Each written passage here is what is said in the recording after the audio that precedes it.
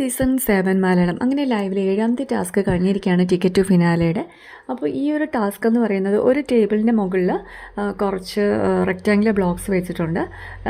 ഈ കണ്ടസ്റ്റൻസ് എന്താ ചെയ്യേണ്ടതെന്ന് വെച്ച് കഴിഞ്ഞാൽ ഈ റെക്റ്റാങ്കുലർ ബ്ലോക്സിനെ കൈകൊണ്ട് തട്ടി ഓപ്പോസിറ്റായിട്ടുള്ള നെറ്റിലേക്ക് വീഴ്ത്തിക്കണം.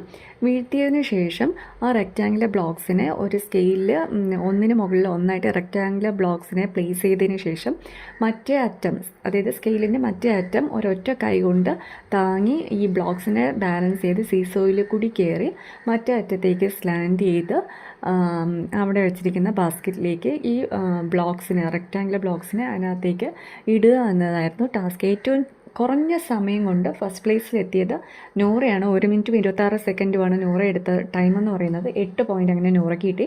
സെക്കൻഡ് പ്ലേസ് നെവിനാണ്, 1 മിനിറ്റും 59 സെക്കൻഡ്, 7 പോയിൻ്റ് അങ്ങനെ നെവിന് കിട്ടി. മൂന്നാം സ്ഥാനം അനീഷിനാണ്, 2 മിനിറ്റും 2 സെക്കൻഡ്, 6 പോയിൻ്റ് അങ്ങനെ അനീഷിന് കിട്ടി.